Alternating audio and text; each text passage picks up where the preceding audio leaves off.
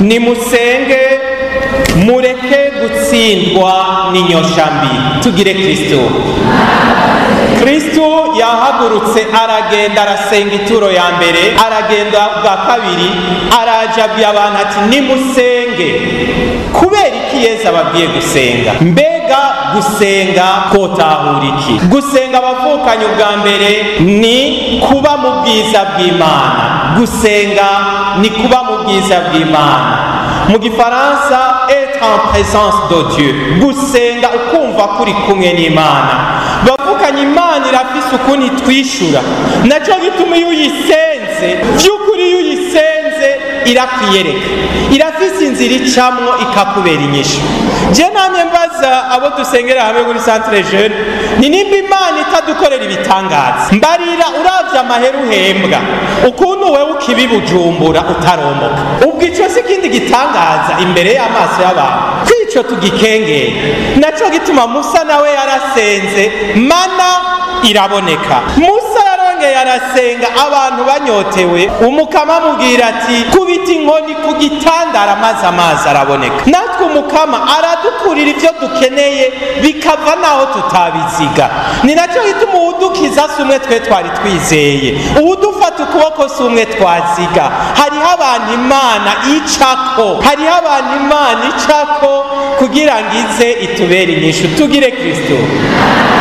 Misi yeze nariko nkurikirana inyigisho za Patiri Amando kuri YouTube, hanyuma niho yavuze ngo hariho abantu babiri ngo yari yahaye inyigisho, ngo yari umugabo n'umugore bari babanye bataragira mariage, hanyuma ngo ariko arabiregesha abategurira iryo sakramento, ngo yiregesha umugabo, hanyuma umugabo yahereye ku mugore, umugore arirega, ngo umugore acaja mu isengero, ngo arabwira Yesu ati norega Yesu, imisi maze ntakwakira, n'ubu mejeje kwiregaga Yesu niwonjishiriza bo nkagusanga. Hanyuma ngo umugabo avuye kwirega, ngo bazabona Patiri Amanda araje arafashe ingingo, ngo urumva ngo mpejeje gufata ingingo bunyene, ngo ngire ndabasangize ko muhejeje kwirega, ngo mugabo ngo nuno munsi ndabacishirije. Hanyuma ngo nyamugore ngo acarakorora monsozi, hama ngo Patiri amaze ati wewe kurize nibi, aterega iyo ngingo ufashe si wewe, ni Yesu ahejeje kuyifata kuko nije mejeje kubimubwira. Bavukanye wejeje gusenga, Yesu acafata ingingo mubo wabwiye, ukazamva ngo bon ngo je naraye ndiyumvira ngo urya mwana wawe ngo nzomurihira ishure, waraye uriyumvira, womenye indwi nari maze ndabibwira Yesu. Ni Yesu afashe ingingo muri wewe. Naho Yesu arafise, ukazamva ngo urumva ngo haheze iminsi ngo ndavyiyumvira ngo jengire ndaguhe promotion ngo uduge, ngo ubu si wewe umpaye promotion, urazi iminsi maze ndayisaba Yesu iyo promotion. Rero wewe uri kuba igikoresho nawe ukacuza ngo wafashe ingingo, wewe ngaha kuri ino si ufata ingingo nkandi, isi ni gwawe. Yesu ni wafata ingingo muri twebwe. Naco gituma iyo usenga muvukanyi, Yesu nujya mwansi wawe aramukoresha kugira ngo ivyo urondera biheze biboneke. Tugire Kristo. Musa yaragiye gusenga ngo abantu bakumbuye akanyama. Erega bamuza murasaba Yesu n'ibintu biryoshe, bamuza kandi arabitanga. Abo bantu barariye mana, haragera isaha bararuha bati mukama turakeneye inyama. Bamuza murabwira Yesu ati Yesu erega tungize imisi tugira ibiharage, Yesu ducishirizemwo. Yesu arumva arishura aragucishirizamwo. Nabo barangati turarushe n'imana ya misi yose. Musa terega mukama igihugu cyati ejo muzoga inkware, inyama iba hiryoshe, maze umukama abahereza inkware kuko Musa yagiye gusenga. Murumva ko igisabisho gihindura byinshi. Bavukanye Musa yaragiye gusenga, abantu bakomowe n'inzoka barakira. Iyo umuntu asenga bavukanye, mu gisabisho turabohoka, mu gisabisho turabadelivre, mu gisabisho turakira bya bitero by'amashetani, bya bindi bituboshe bikomoka ku bavyeyi, bya mangetengete, imivumo, mu gisabisho byose birahera. N'inzoka zadukomoye mu gisabisho mukamabwira ati rangamiza amaso umusaraba wa Yesu, genda muri adorasi ubwo murabana na Yesu, ivyo byose Yesu akabidukiza. Amen. Murabe ukuntu Yesu atubohora mu gisabisho. Musa yaragiye igihugu ciwe kiri mu ntambara, maze umukama amubwira ati Musa duza amaboko. Iki kintu kirakomeye. Abo twaheruka gusangira evangelisation nababwiye nti Yesu yavuze ngo gumiza amaboko hejuru. Yabwiye Musa ati duza amaboko. Musa adugije amaboko, Aroni nabo bari kumwe baca batsinda intambara. Musa arusha amanuye, ubwo nyene baca batsindwa. Hageze isaha bati mufatira aya maboko yagumize hejuru. Baragenda barayagumiriza hejuru. Musa ati ndahwereye ndarusha. Tizanibuye mu musegurira ayo maboko agume hejuru. Namwebwe nuko muri ba Musa mu miryango yanyu, wa mukenyezi nutagumiza amaboko hejuru, umugabo wawe aratsindwa, abana bawe baratsindwa. Ukagumiza amaboko hejuru mu gisabisho, ni intsinzi mu rugo rwawe. Nawe wa mugabo nuko nyene, nawe wa mwana nuko nyene. Wihenze ukamanura, ukaja mu bindi ugakura amaboko yawe ku Mana, baratsindwa buri kurasabira. Naco bituma namwe muri ba Musa mu gisabisho wumve ko ukiyenduka rara udasenze hari ibirara bidorobanganya aho mu rugo rwawe. Ukiyenduka vyuka udasenze ibara riragwa. Uhamagariwe kugira iki? Gumiza amaboko hejuru nka Musa. Uti ndarushe narisonzesheje, nibaraba ukuntu baguseguza amabuye, ugumiza amaboko hejuru. Ahandi ho ibara riragwa. Tugire Kristo. Ukiyenduka manura biragusha. Rero wowe ukihenduka goheka, babarozi mu bana bobo ntibagoheka. Arindiriye aguma gupima kuryama rimwe, utahamagaye amaraso meranda ya Yesu, utagiye mu misa. Ati no musi ho ndamuronse. Tugire Kristo. Ndaco gituma gumiza amaboko hejuru mu gisabisho. Senga, intambara ntirahera. Ukugumiza amaboko hejuru niko intambara ibandanya kandi intsinzi ikaguma iboneka.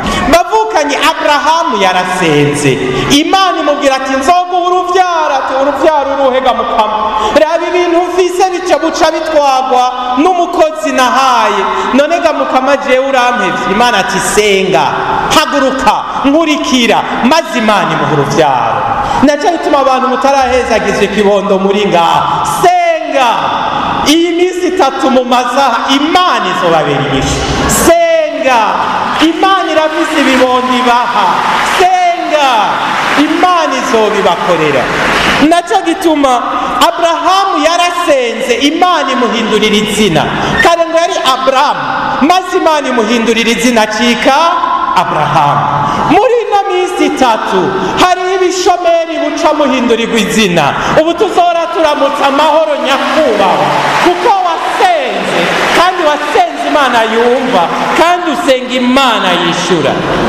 Maze Sara ngo yari mu bimaramare, maze ngo n'umusukukazi wiwe amutwenga mukokeje aca kuririra Imana, maze Imana imukura mu gasuzuguro imuhereza ikibondo Izaki.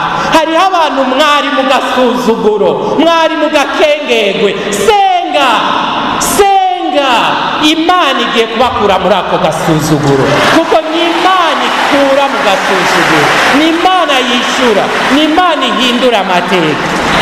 Bavukanyira aba Yosefu, bene wabo baramugurishije bamutanga nk'umuja, aja mu gasho, aja gukora kwa Ponifari. Muga yagumye ahamagara izina ry'Imana, yasozereye ari umucegera c'umushikirangoma.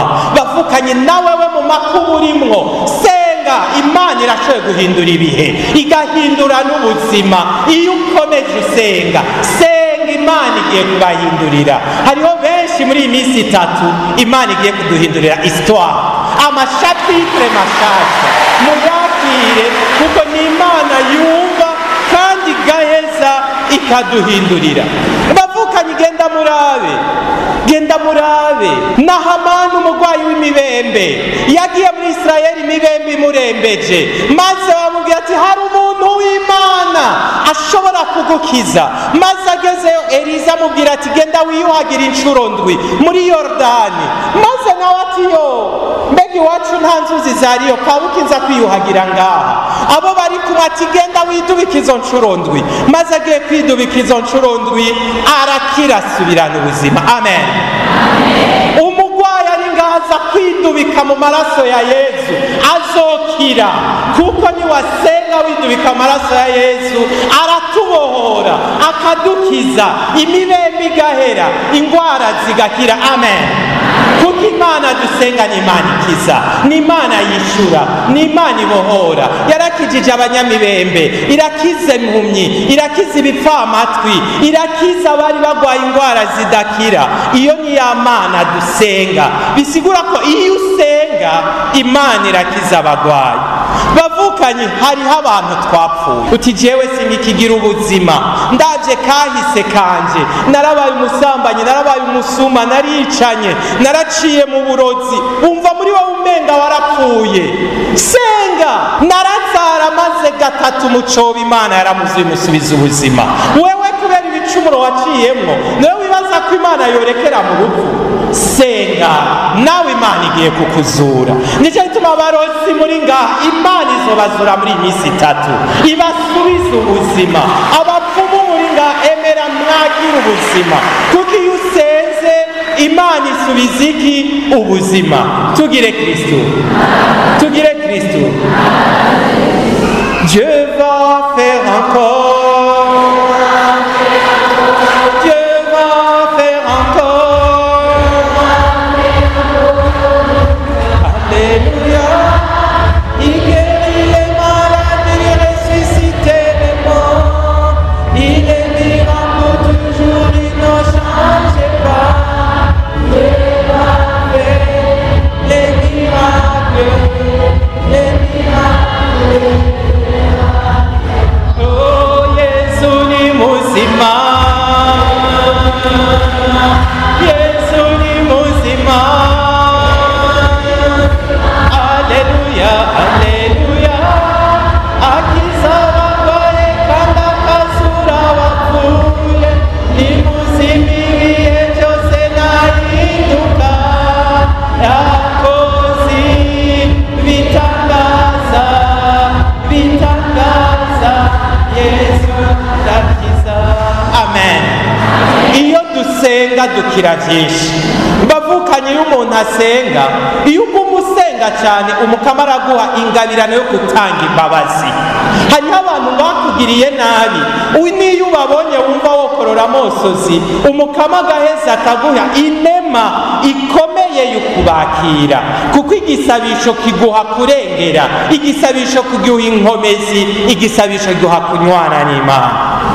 Bavukanye, igisabisho kiduhindurira amateka, igisabisho kiduha kunywana n'Imana, igisabisho kiraturonsa inkomezi, igisabisho kiducira inzira, igisabisho kiratumurikira, igisabisho kiraduhindura. Kubw'igisabisho turahezagirwa, kubw'igisabisho turakura mu Mana. Tugire Kristo. Mwumvise igituma Yesu yababwiye ati nimusenge, kuko yashaka ko Imana ibakomeza, kuko yashaka ko Imana ibahindurira amateka, kuko yashaka ko Imana ibacira inzira, kuko yashaka ko Imana ibahindurira ubuzima. Amen. Ubugira kabiri ngo nimusenge mwoye tsindwa n'inyosha mbi. Ngo bari mwitiro. Bavukanye, hariho ibintu bidusinzirije, hariho ibintu bidusinziriza bikatubuza gusenga. Mbega ibyo bintu bigusinzirije uno munsi bikakubuza gusenga ni biki? Tugire Kristo. Hariho ibintu bidusinzirije. Abatumwa ngo bari baremerewe, ngo itiro riremereye amaso yabo. Mbega nawe uremerewe n'iki? Icyo kintu kikuremereye kubuza gusenga ni giki? Ikintu kikuremereye kubuza kuja mu misa ni giki? Ikintu kikuremereye kikubuza kuja muri louange, muri adoration ni giki? Ikintu kikuremereye kikubuza kuvuga agashapure ni giki? Icyo nico ukeneye kuraba, icyo kintu usinziriyemwo. Ushobora gusanga ari amafaranga. Hariho abantu iyo turonse amafaranga Imana tuca tuyibagira. Ushobora gusanga ari uwo dukundana. Ngize iminsi nigisha abantu ndababwira nti uwo dukundana ni Imana imumpa, ntashobora gusubirira Imana. Iyo ufashe umugabo wawe, umugore wawe, umufiance wawe, ukamuha iteka rirengeye Imana mu buzima bwawe, uba umugize ikigirwamana, ukibagira ko ari Imana imuguha. Ngo nasivye mu misa kuko nari kumwe na sheri. Ndagira kuko ufise sheri niho wari gutuma uja mu misa. Ngo nasivye mu misa kuko umugabo yaravuye hanze. Umugabo avuye hanze nusubira kuja gusenga, niwe ucuga umusenga. Murumva ko hari ibintu bidusinziriza. Hari imiti dukura ku bapfumu, kuraguza. bavukanye ivyo biradusinziriza bikatubuza kuguma dusenga. Hariho abagenzi babi, umwanya wo gusenga badukwegera mu bindi, bakatujana mu bindi, abo baradusinziriza. Bavukanye hariho guhababukira ibintu, ngo hamwe no kugara ibutike nkaja gusenga ngo nosava nsanga mpomvya abakiriya, ukacugumaho ukabura n'uwiherera muri ico kibanza urimwo. Bavukanye ngo irima turyamyeko, ngo nico bituma nta n'umwanya wo gusenga ngifise. Mbega aho ugiye gusenga iminota 45 wari myiki ugasanga n'isaha iheza atacukoze, ngo yubu turi mu bibazo, ngo nta n'akanya ko gusenga mfise. Umwanya umara uriko wiyumvira ibitagira epfo na ruguru uri imbere y'impapuro, utari kuriga ungana gute? Ivyo bintu vyaduhababuye bidukura ku Mana, bitubuza gusenga nibiki? Uno munsi muvukanye, injira mu buzima bwawe uraba ibintu vyagusinzirije bikakubuza gusenga uko wahora. Kare wari maso, wari ukanura mu gisabisho, ariko hasinzi icaguteye, ubu urasinziriye mu gisabisho. Muvukanye, usinzirijwe n'iki? Hariho abantu tuguma dushaka kuboneka, ugasanga kumbure kubera ibi vya politike turimwo. Politike si mbi, ni nziza uretse umukama akakuja imbere, kandi ni ntasubirizwa mu buzima bw'igihugu, ariko umukama nawe ni ntasubirizwa mu buzima bwawe, ni nawe abanza kuja imbere. Urarabe muri politiki Imana ifata ikibanza ca mbere, politiki ibone gukurikira, muga nawe ari we wabanje gufata ica kabiri. Hariho abantu tuca tuniheba, akaba ari politiki ifata ikibanza. Oya, habanza Imana, hanyuma wewe, hanyuma ivyo bindi. Naco gituma raba icagusinzirije.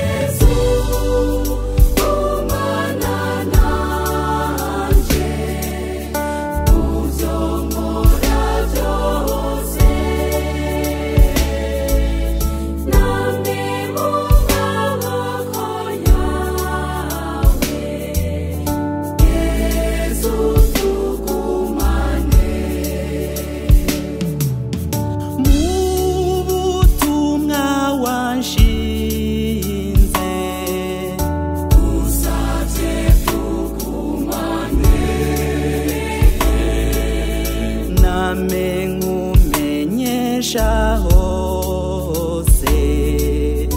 Yesu tugumane, Yesu gumana nanje, muvyo nkora vyose,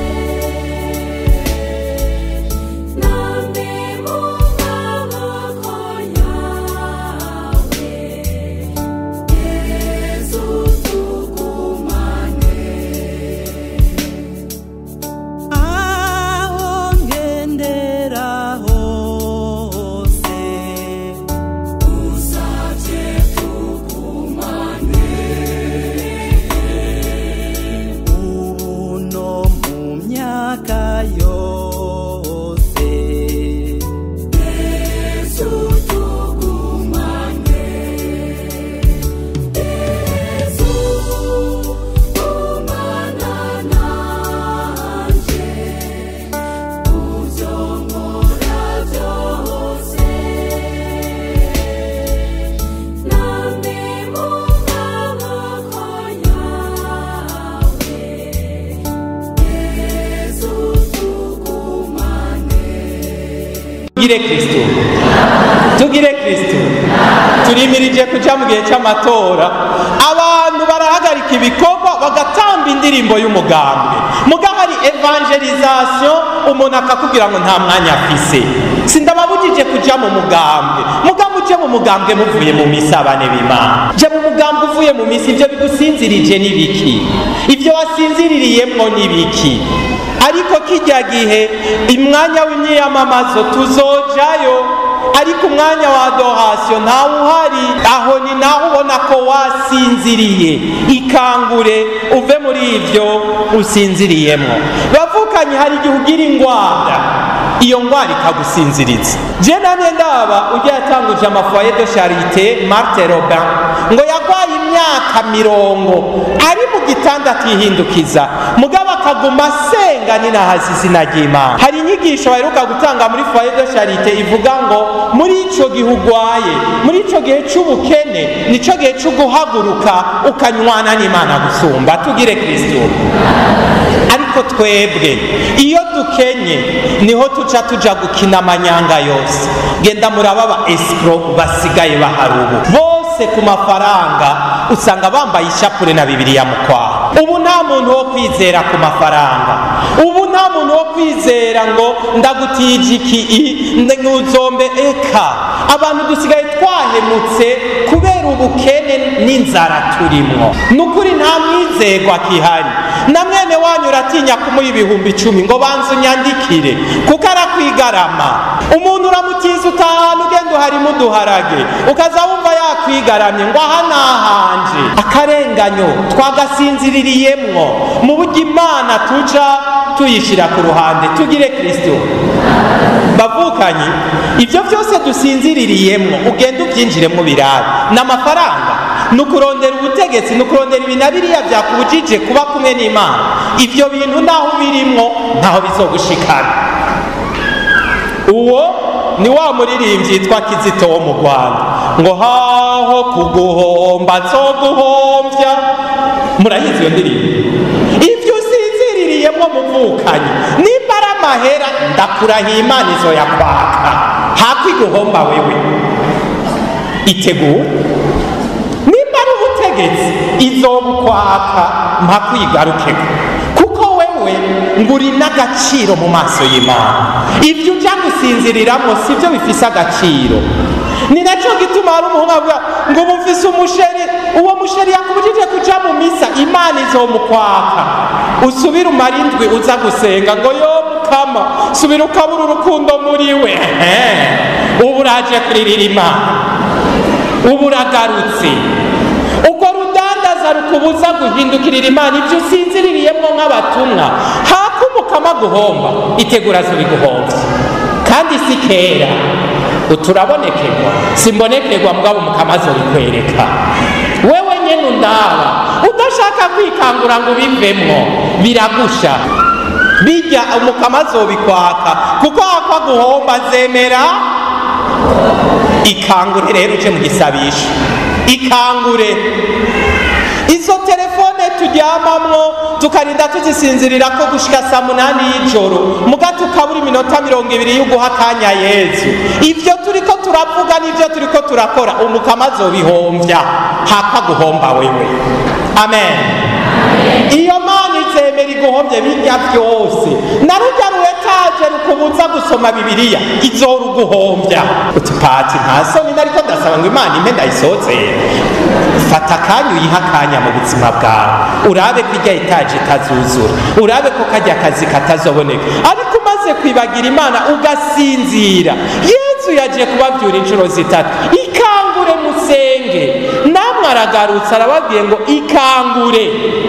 Ibyo urimwo utari kumwe n'Imana bigusinziriza, ikangure. Ahandi ho umukama azobikwaka kuko we hakaguhomba azoguhombya ibizu, azoguha n'ibindi, ibiduga azoguha n'ibindi, amaposto uzoronka n'ayandi. Umukama ashaka kubanza ukamugarukako mu gisabisho, mukaganira, ukaba umuntu amwegereye. Bavukanye, iyo dusinziriye inyosha mbi zica zisuka. Iyo udasenga biroroshe kugwa mu bicumuro bitandukanye. Bavukanye, iyo udasenga, nigeze gutanga inyigisho ndababwira nti iyo udasenga biranagoye kubona ko wacumuye. Nagire ndabaha akarorero, nk'ubu bozimya aya matara bakaca baduha isosi y'indagara n'ubugari bumwe mukunda gucumba, tukavyisukako ku mpuzu, amatara atahari ntavyo tubona. Mugabo uko twegera hari itara niko tuza turabona ko twitaye ko injya. Uko wegera umuco ugira uti yo ndateye isoni, mbemwe ndaca mu bantu yo nibi nisutseko. Kubera iki? Wegereye umuco. Nawe iyo usinziriye uri kure y'Imana n'ibicumuro ugira ntubona ko ari ibicumuro. Kubera iki? Nta muco urasiriza ku buzima bwawe buhari. Nacyo gituma iyo uri kure y'Imana n'ibicumuro ntibikuremera, ariko iyo wegereye Imana n'igicumuro urumva ko kikubujije amahoro, ukaguma uvuga mukama je ne suis pas digne, ntibinkwiye. Ikigutuma rero utanabona kucumura ngo jewe pati ngo siniba ngo simbesha ngo nje ngumpezagire, none uje mu ntebe ya confessionale kurondera umuhezagire.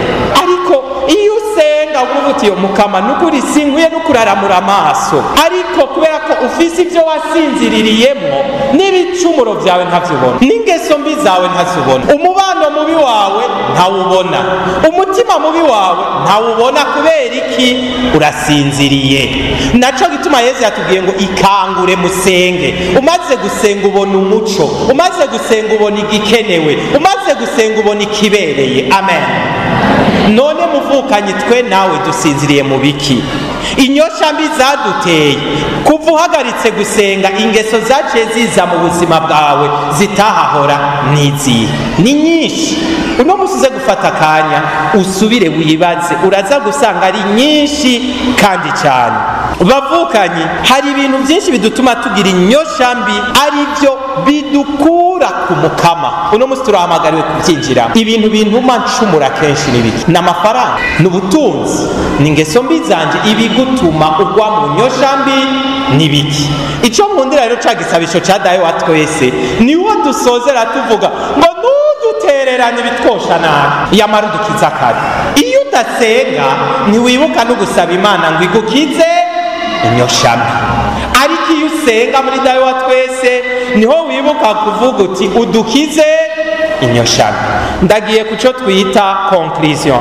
Bavukanye, ndabasabye mukundi nkuka ya misa, tugire Kristo. Abagiye muri foyer de charité ku bunane, hariho umukobwa umenga nambara wo mucankuzo cye mu Ruyigi yabagiriye témoignage, arababwira ko ahora aja mu kuzimu. Abari muri foyer muravyibuka ni bande ariyo bari? Ego, mwaramubonye. Uyo mukobwa yavuze ati bakristo muri ngaha muvyumvirize, ati twebwe jewe baranjanye mu kuzimu abagenzi banje. Mbega mukristo uri ngaha, abagenzi bawe bakujana mu biki? Wiyumvire. Akanda mu nkundire ndagacishemo entre parenthèses, abantu benshi nta bagenzi dufise, abantu benshi nta bagenzi dufise. Ndabasavye uno munsi muhave muja kugira ico cigwa. Umugenzi mufise muhura muvugana insaku, mbega uramuzi Mukaminani yarakubiswe hirya y'ejo, wa mukobwa wa Nyabenda yaratwaye inda, wa mugabo uwo muntu mwama muvugana isaku niwapfa uri kuribaruka ntazoza gutora uruyoya rwawe ngo arurere. None wowe n'umugenzi bwoko ki uzamva ngo yo ngo ujya mwana ngo yo ngo niba mujane muri oroferina ntuzeho. None wa mugore mwama musangira isaku apfuye ariko aravyara biranse kumurerera n'umwana. Umugabo ngo yewe muri hehe ngo jendi ngaha akujya biyunze nani ngo ndafise abiri mukama muteramana amusteri za misi yose. Eba hewe jewe ujya ndafise ikibazo none ko mbuze amahera y'inzu. Teka abana nibaguha icupa vraiment je ayo mahera ntayo mfise. Arafise yo kukugurira icupa ayo kuguha yo kuriha inzu ntapima.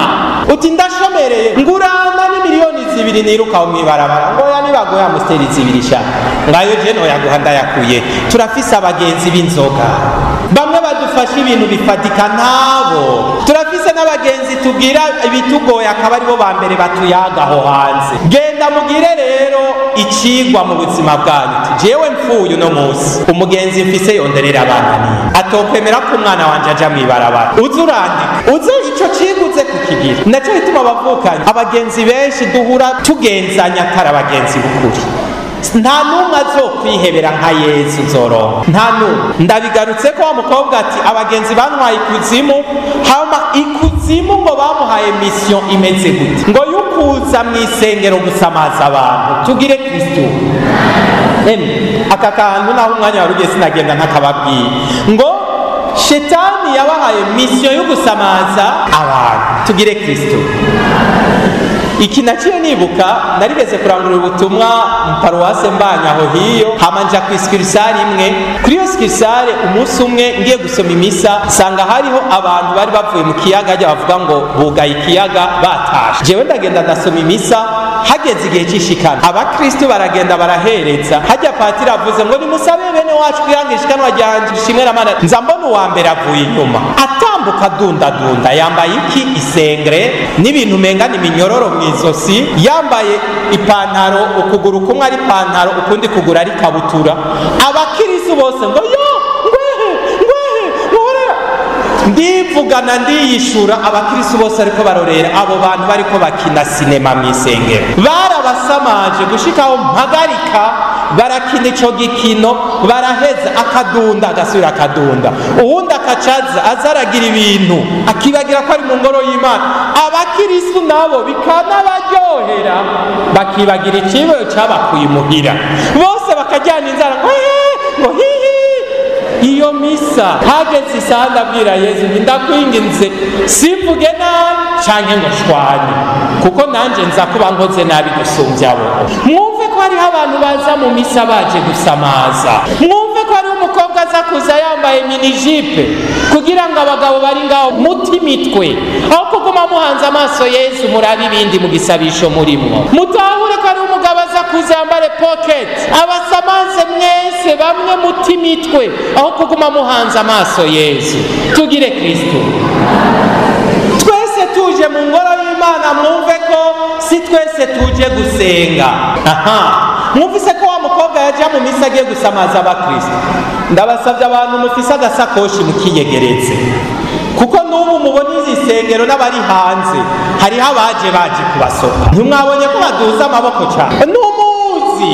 Aha ntimwazanywe na kimwe ntimwazanywe na misi imwe. Naco gituma we uje kumuhanza amaso uwo waje kurondera. Hari uwundi nawe ariko arondera ku gasakoshi niyo telefone yawe aho muhagabire. Nyamukobwa yarongera aravuga kuri foye ngo imbere yuko twinjira mu misa ngo vyasaba ko winyegeza inyuma y'umuntu ngo winyegeje inyuma y'umuntu asenga ngo ugiye kwinjira wumva umenga ufashwe n'umuyaga nkuba. Abantu musenga tugire Kristo. Ubuzima bwanyu shetani ntibuturukira niyibegereye iraba electrocute. Kubera iki mu gusenga mwuzura ububasha bwa Mana Data.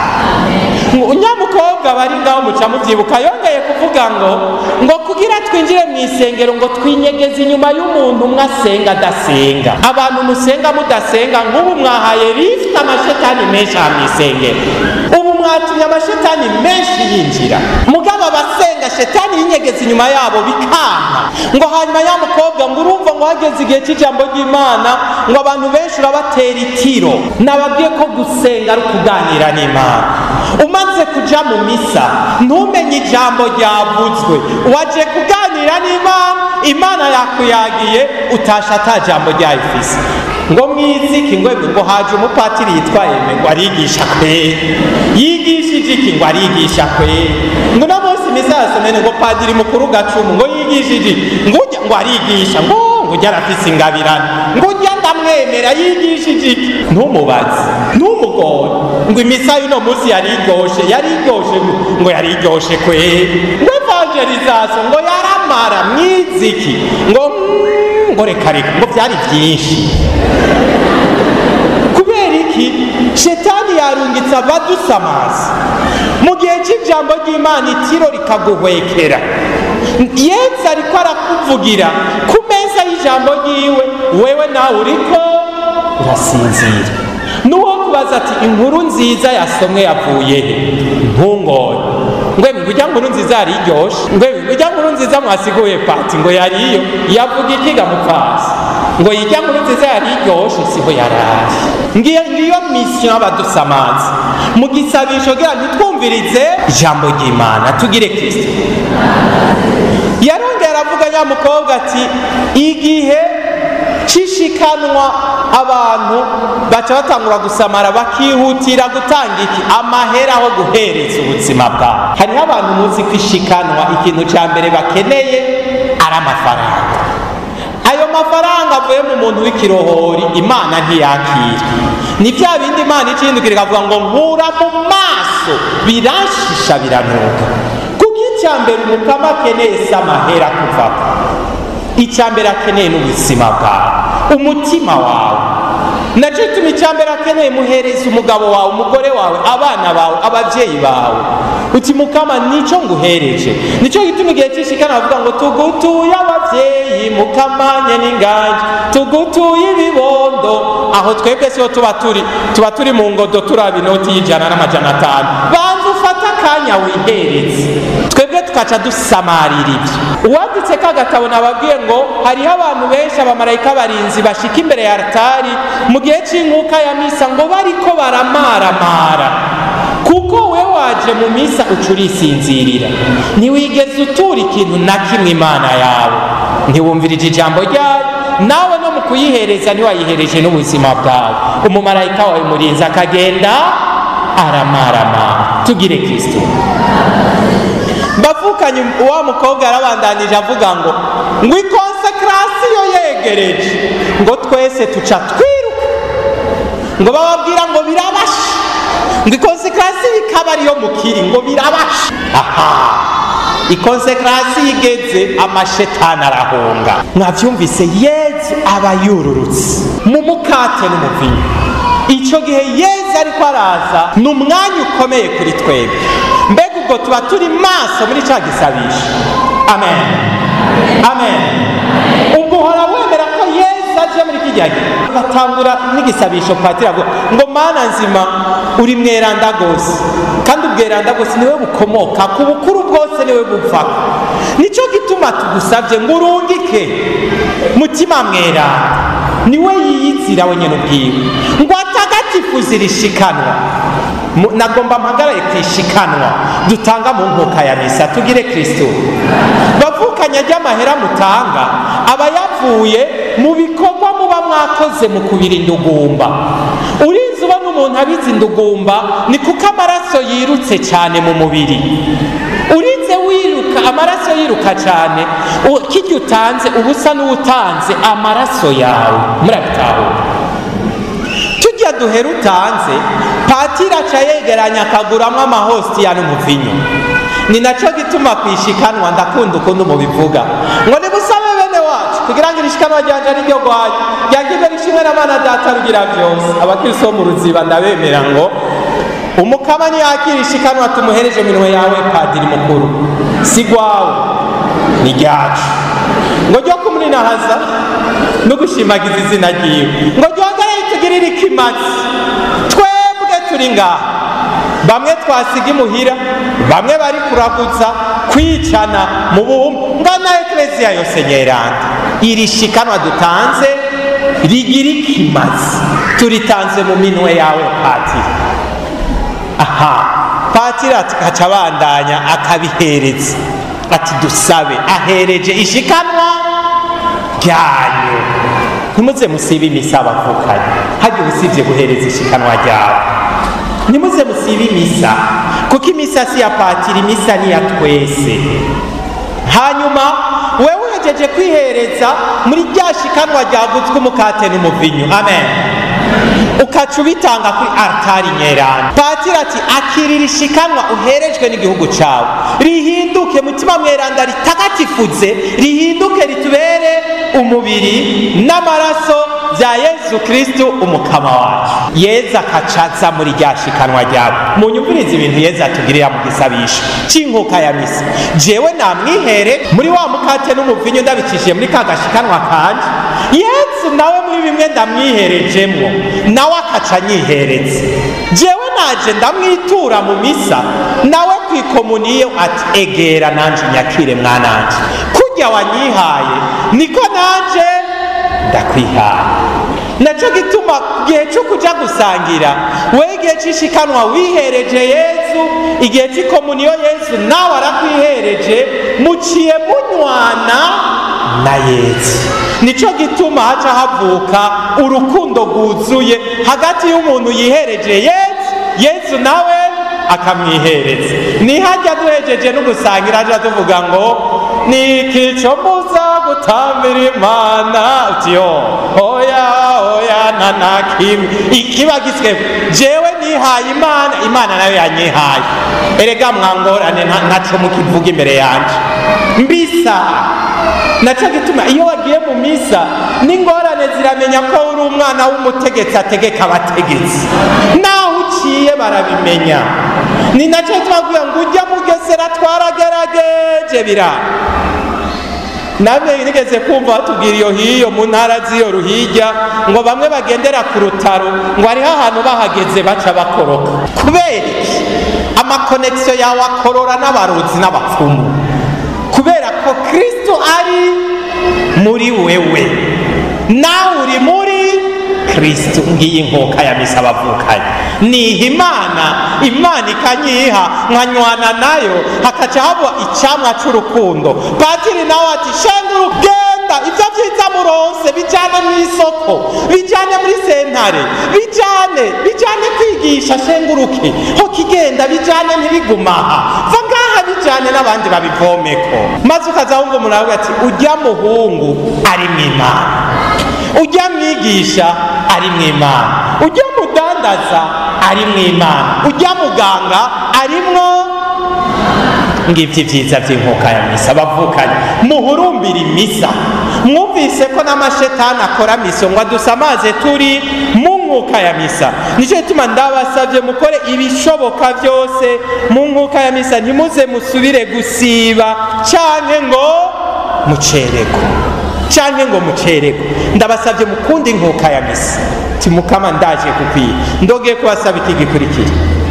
Imbere yo kuja gusangira uzori ufata akanya uti Yezu, raba ibyo ngorewemwo, raba ibyo ndimwo Yezu, raba ibindemereye Yezu, ubu rero ngenze kukwakira. Ingo tubijanemwo, ingo tubibanemwo Yezu. Uca ugenda umwakire, uhejeje kumwakira ushitse mu kibanza, reka ko hari ririmbe, nawe uheze ufata akanya uti Yezu, shika rero Yezu, kaze mwami wanje, kaze mukunzi wanje. Je murandaba iyo abantu bariko barandamutsa, ikintu ca mbere nsoma mu maso yabo n'akanyamuneza, bakandamutsa abantu wengere. Ariko uzibona umuntu ariko yakira Yezu yafunze isura, egera meza, we wakiriye nde? Wakiriye Yezu wahe? Ukunda cyangwa se ku mutima? Oya, mwakirana akanyamuneza. Ashitse muriko muraganira uti ijuru ryose riri muri jewe, ndashimye kubona Yezu yaje wanje. Iri teka ry'uko Yezu yezu angenderana ritewe nande, ukaca ukenguruka ugashimira Imana. Ubwira kabiri nagira ndabatumirire mukunde adoration. Bavukanye ingo muhanga amaso Yezu. Yezu iyo muriko muramuraba nawe akabaraba. Je ndakunda abafiance barakominika mu kurabana, bararabana ukabona baratwenze, bagasara karabana ukazibona barahoze. Kera njigisha abageni niwo wabaza ikibazo umwe ukabona bararabanye, nyimve mbemwe bariko bavuga niki. Iyo umuntu mukundana no kurabana bitanga ni message. Nawe uje muri adoration uravye Yezu nawe akakuraba, muraganira muri ka gacerere, Yezu araheza akakuganiriza ngiki gisabisho. Bavukanye mukunde kuza imbere yiwe, arakiza kandi akabohora. Iyo uri en présence de Jésus, Yezu aragukiza akongera akakubohora. Hurumbira Yezu mu Eucharistia, hurumbira Yezu muri adoration. Nta handi mworuhukira atari kwa Yezu. Ngize iminsi mbwira abantu mu bisabisho byanyu, reka kuja kurira abana b'abantu ngo urumva ngo handagowe nabuze amahera y'inzu, ukazumva abantu nabo ngo najewe nuko.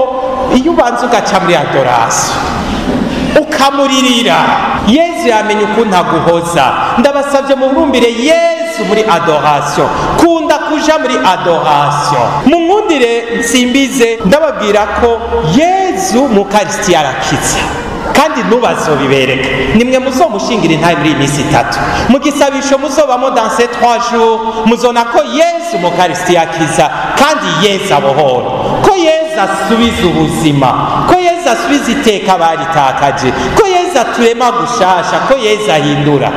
Naco tuma bavukanye uri muri adoration nakaryo keza ukumuganiriza, ukamuririra, ukamutwengera, ukamuborogera, ukamubwira ibikuremereye, ukamubwira amadutu ufise, ukaca wihagurukira ukigira. Ikindi nagira ndabatumire gukunda, mukunde kuramutsa umuvyeyi Bikira Mariya, mukunde kuramutsa umuvyeyi Bikira Mariya.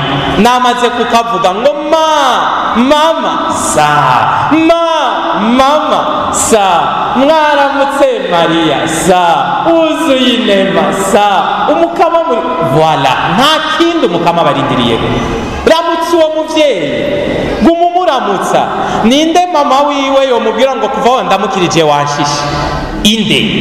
Le fait yuko nja kuramutsa umuvyeyi cyane ni ikimenyetso cy'uko twegeranye, ndamukunda nawe akankunda. Namwe nimba mukunda umuvyeyi Bikira Mariya, muramutse kenshi. Maria,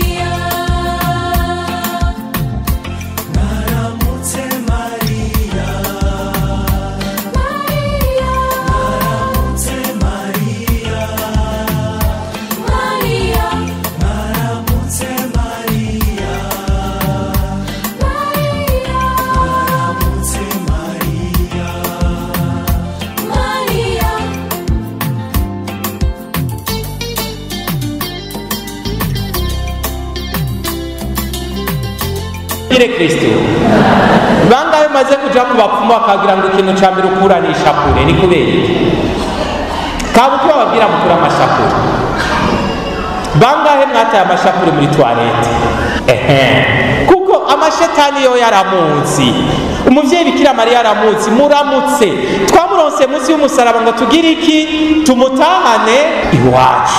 Rero icyo ndamukundira umuvyeyi Bikira Mariya, iyo umutahanye ucumera nka bwa bugeni bw'ikana, acashika mu nzi wawe akaraba ikibuze, akaraba aho wagomba umaramare, akacaja gusaba Yesu umwana wiwe. Akantu nari nateguye kubabwira uno munsi, igihe Yesu bari mu bugeni bw'ikana yabwiye nyina we ngo rega nta muvinyu bafise. Yesu acambwira ngo rega mugore isaha yanje ntiragera, ngo mbetwe nawe tushashaye kwiki. Bikira Mariya acambwira ngo icaza kubabwira muragikora. Ngize iminsi mbwirira abo mu yandi mashengero nti umuntu umwe yatumye Yesu akora ikintu isaha yacu itaragera n'umuvyeyi wacu Bikira Mariya. Mumuramutse kenshi na bimwe wihuta ko binyaruka cakuri we. Ejo nasomye inyigisho nigeze kubaha ngaha, nabasiguriye ukuntu ibisabisho vyacu Bikira Mariya biduhindurira. Tugire Kristo. Nababwiye ni inyigisho nasanze natanze aha, ni Bikira Mariya ameze nk'umwana umuvyeyi afise anniversaire. Papa wiwe afise anniversaire, umwana akaca agenda agatora amashugwe, agashiramwo isusa, agashiramwo amahwa, agashiramwo ibiki, agatekera. Akaca ashira mama we ngo mama, papa niyaza uramumperera ishugwe. Mama we akaca atora iryo shugwe, agakuramwo amahwa, agakuramwo ibisuru, agakuramwo isusa, akaca yongeramwo utundi dushugwe twiza, akaca agura n'akambaraje keza agatekera, akaca yandikako n'akajambo ngo joyeux anniversaire papa. Hama umugabo ashitswe azawuva wa mugore ngo emwe akira ishugwe rya wa mwana wawe. Abagabo rero mu ruziba ndakunda ngo ça c'est mon enfant. Reka n'umugore wawe yakuyemwo bibi yongeramwo vyiza, yakuyemwo ibidakenewe yongeramwo ibikenewe. Ngiki gisabisho cacu minwe y'umuvyeyi wacu Bikira Mariya. Muri cya gisabisho ngo ujya mugesera mukama ngo baragapfa bahone, umuvyeyi Bikira Mariya akuramwo iyo nzigo twashize mu gisabisho, akaca kwibutsa ko wibagiye gusaba ngo umwana wawe amenye mw'ishure, akabishiramwo. Nico gituma rero abantu benshi tuguma duhezagirwa kubera ubukandizi bw'umuvyeyi wacu Bikira Mariya. Naco gituma nta n'ikindi nobatumire atari kumuramutsa kenshi. Hari byinshi adusabira twari twanavyibagiye tugaheza tukabironka. Igisabisho cyo kuninahaza Imana ngo Paulo na Silasi baninahaje Imana iminyororo, ukazobona ugeze mu bihe bikomeye, ndagusabye uje mu cumbu ninahaza Imana. Ikujya kuninahaza kuracagagura iminyororo. Iyo uyininahaje shetani yari yiteze kuvuma Imana, utuka Imana, urogota ku Mana, ukaca ugenda uninahaza ubukuru bwayo. Ivyo biratuma ubuzima bwawe buhinduka kubwo kuninahaza Imana. Nsozereye ku gisabisho nise prière personnelle, igisabisho ca muntu umwe wese. Ndabasavye ku mu gitondo saa sita ku mugoroba, iyo uriko uraganira n'Imana yiganire nk'umuvyeyi ari hagufi yawe. Mukama ndabuze amahera ya bisi, mukama ndakeneye rasi, mukama iyi mpuzu kuva aho nayambariye ndagusavye umfashe mpindure, mukama ndakeneye ntera iteka ngura umuduga. Mubwire n'amajambo yawe, reka kurondera yandi majambo aremereye avuye kure. Harageze aho dukoresha amajambo y'iwacu twebwe nyene, ukaganira n'Imana nk'umwana aganira n'umuvyeyi. Singeneye ngo uranyigisha ico gisabisho, oya, igisabisho no kuganira n'Imana. Yiganiriza ayo majambo yawe atariko mukama nukumeze nkagusaba 10,000 ukacuma 8,000, yiganiriza uko nyene, yibwira ibivuye mu mutima wawe. Mukama, uno munsi ndashavuye, urabona kumpa umugabo nk'uyu, kumpa umugore nk'uyu, kumpa umwana nk'uyu. N'iryo shavu ryerekane mu gisabisho cawe mu gihe uri muri prière personnelle. Iyo uryohewe ugarashamwe uti mukama reka ndagutambire, mukama uri mwiza ukwi. Abumva uriko urazunguruka igitanda utamba bati papa afashwe n'ibiki, mama afashwe n'ibiki, uriko uraninahaza kuvyo mukama yakugiriye. Tangura gukoresha amajambo yawe.